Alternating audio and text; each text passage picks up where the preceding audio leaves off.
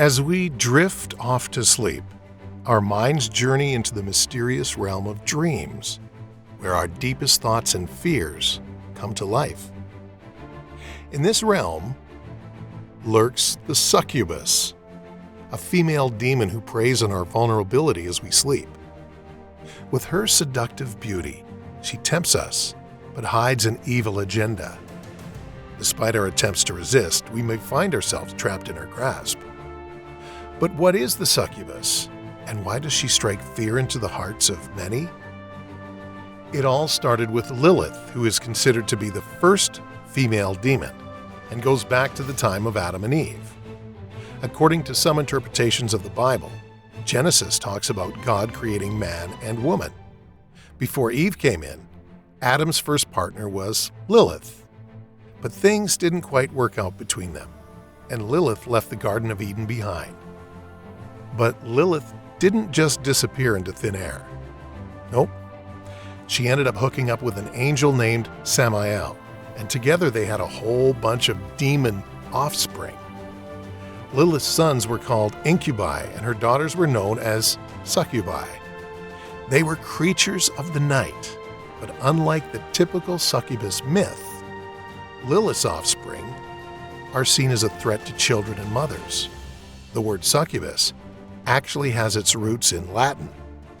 Succubere means to lie beneath, and succuba means lover or paramour. So, you can see where the idea of a succubus sneaking in at night and lying beneath someone came from. In various accounts, this female demon known as the succubus would reportedly pay visits to men in their dreams, or even wake them up to seduce and engage in intimate activities with them. But here's the kicker. These encounters weren't just seen as mere fantasies. They were believed to be real experiences that could have serious consequences. Repeated visits from the succubus were thought to take a toll on the man's well-being, causing a decline in both physical and mental health. And then, over time, these could lead to exhaustion, illness, and emotional distress. The succubus myth found particular traction among monks who lived celibate lives and were committed to avoiding any impure thoughts or actions. For them, experiences of these types of dreams were often linked to visits from the succubus. But what do these visits feel like? We've all heard about sleep paralysis, when you're frozen in bed, unable to move. But have you ever wondered what it's like to encounter a succubus? Well, according to those who claim to have come face to face with one, it's a pretty similar experience. They describe feeling like someone sitting on their chest or pelvis while they're asleep. When they wake up, they're exhausted, paralyzed with fear, even though they might have had a steamy dream the night before. Now, as for what these succubi were up to, some people believed they were causing birth defects or stirring up trouble in marriages. The idea was that a succubus would seduce a guy, steal his stuff, and then transform into an incubus and do the same to a woman. And if a baby came along afterward, well, let's just say it might not be your average bundle of joy. Usually, succubi are described as cunning and manipulative demons. They use their psychic powers to control and seduce their victims, feeding on their souls. It's a dark, relentless cycle where the succubus keeps coming back night after night until there's nothing left to take. And while succubi might look like female demons, there's a whole lot more to this that we're about to dive into.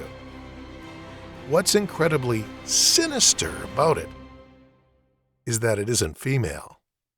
Yes, succubi and incubi aren't female and male demons themselves. They're more like disguises that demons put on. See, angels and other spiritual beings don't have a gender. They're just pure spirits, not tied to the whole male or female thing like us humans.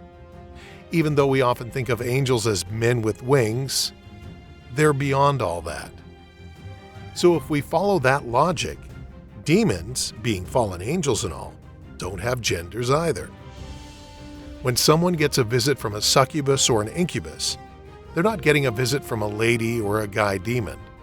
They're getting a visit from a demon that's just taking on a female or male form to mess with people. Now, why do they do it? Well, there are a couple of twisted reasons. First off, they aim to lead people astray, tempting them into sin and stirring up all sorts of trouble. But it gets darker. Succubi also tries to create more evil by using these encounters to bring forth wicked offspring. These kids might grow up to be troublemakers or even dabble in dark magic, whether they're men or women. But how do demons even make babies? Here's where the succubi's magic comes into play. See, demons can't have babies on their own. They need mortal flesh to make it happen. This way, the kid that's born isn't a demon, it's a human. But because of all that the demon did, both the man's seed and the woman's womb are tainted with evil. When the baby is born, it's trouble waiting to happen. Demons have the tricky ability to change into succubi or incubi whenever they want.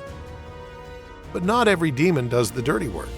Sometimes, one demon pretends to be a succubus to seduce a guy and collect his seed, then hands it off to another demon who turns into an incubus to get the job done with a woman. Now, a demon's power and status decide what they do. Some texts say the angels who were powerful in heaven before they turned evil became top demons. The higher they were, the worse their punishment for betraying God. But even though these top demons went bad, they still thought they were better than succubi and incubi. They left those jobs for the lower-ranking demons. So while powerful demons might transform into men and women to do the dirty work, they let the lower-ranking demons handle the rest. It's a twisted hierarchy, but that's how things work in the demon world. And while it might seem like they visit anyone and everyone, that's not actually true. They know exactly who to target and when to strike to make sure their offspring turn out as wicked and powerful as possible. Now, they've got a preference for going after guys who aren't exactly on God's good side, if you catch my drift. But even those who try to walk the straight and narrow can end up falling prey to their nasty schemes. Once they've got their hands on some seed, they find a woman to get pregnant. This woman could be on board with their whole evil plan, maybe even involved in witchcraft herself. And if you're as scared of the succubus as we are, make sure to like this video and hit that subscribe button for more content like this. Or she might have no clue what's going on and end up being taken against her will. But here's the thing. Whether it's by force or trickery, both men and women are chosen for one thing: their ability to make strong, potent offspring. So there you have it. The deepest and darkest secrets on how the manipulative succubus works. And if you want more details on what goes on in the evil world of demons, click on this next video to find out more about the princes of hell.